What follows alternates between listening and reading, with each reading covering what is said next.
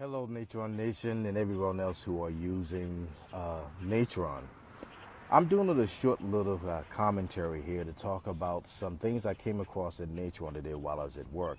And I was experimenting with the chroma keyer, the keyer node, and some other stuff that was going on inside Natron of an old project I had posted on my YouTube channel as a storage and the CV for my job, and later on for you guys.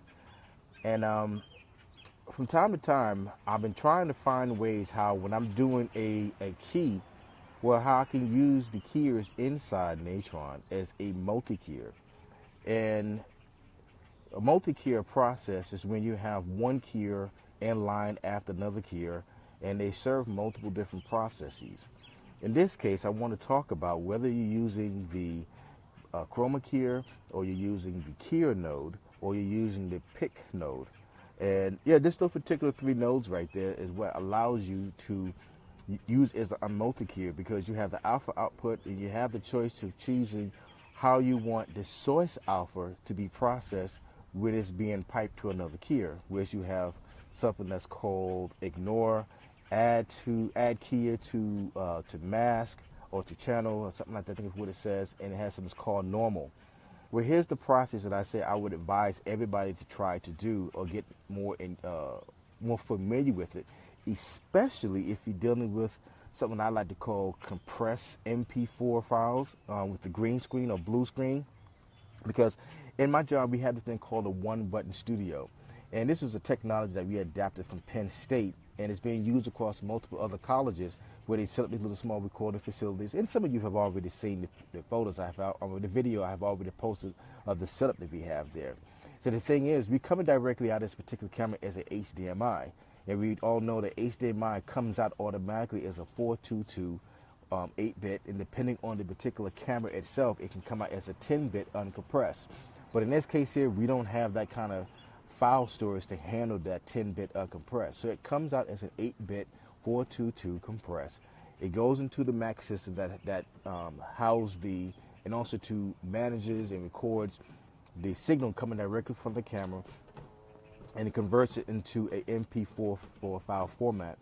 And the problem with that, even though it looks good coming out, going into the from the camera, but as soon as it goes directly into the converter on the system, it converts that signal directly into an MP4. So therefore, we're getting like mad compression. Even though the image still looks good, but when you really try to do some serious chroma keying, CS keying, if anyone has the budget, please, I would advise you to go out and get yourself something that's called like a DTI, or something that's called a direct to edit, DTE, a direct to edit recording device. You get it from Adamus Convergent Designs.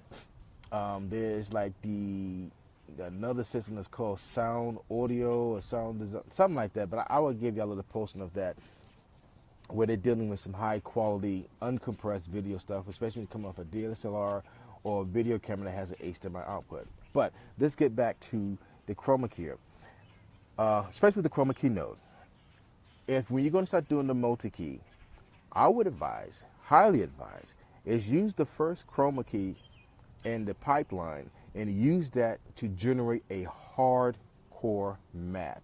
And what I mean by that is that when you go and like select a certain key color range, whether it be green, blue, or whatever the color may be that the key is able to pick up, use your crush your blacks and your whites and get it to the point where that the center core of your image is pure white. And if also too, if you have like on a timeline of a particular image, whatever the case may be, just drag your timeline down, move your playhead through the timeline and see where is that the center parts of the core of your particular mat is completely white. It doesn't matter. Get the hardest edges that you possibly can when you do with that first keyer.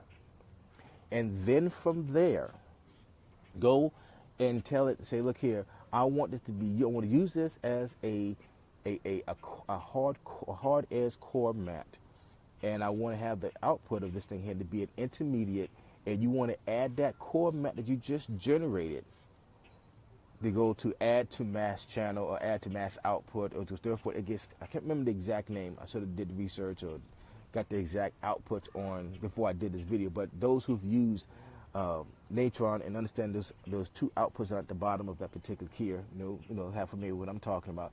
Make sure it says add to mask. And what that does when it comes to the next chroma key that you put in, or you attach to that pipeline, then you use that second mask to pull a soft mat. Hey, hello everybody. Once again, I'm sorry my phone had timed out for some strange reason. Said I lost signal, but I got all bars here. But let me finish continuing with what I was talking about, the key light plugin, which allows you to do like the multi-keyer pass. Now, like I said, once again, you select your keys. The first key you want to do is want to create like a hard mat. It doesn't matter about how hard the edges are, because what you want is that center core mat process. And then you use the secondary keyer to give you that soft mat. Now, you say to yourself, well, suppose you have different parts of your particular image or your video that you need to do multiple generations of keys. How does that work? Well, the process is still the same, but this way I would advise is to try to, like say, when you go to start to keying out different parts, let's say the head, or maybe the waving of the hands, or the shoulder parts, or any of the parts of the body where, for one, you may have like different color of keyers, or different colors of green screen backgrounds. One might be darker than the other. One might have like some kind of like, maybe sometimes I have a little yellow in it. Some might have like probably like a little blue based on the lights and stuff like that people who call themselves filming. For some strange reason, I'm a purist when it comes to dealing with green screens. Don't add any backlights or, like a 3-point lighting system where you have like some kind of amber lighting, especially with green screen, to basically give you some kind of separation. But the problem with that is that you want to have enough distance as well as much pure light that's showing upon you, because you don't want to have to do a whole bunch of unnecessary color correction in areas that does not need to be there.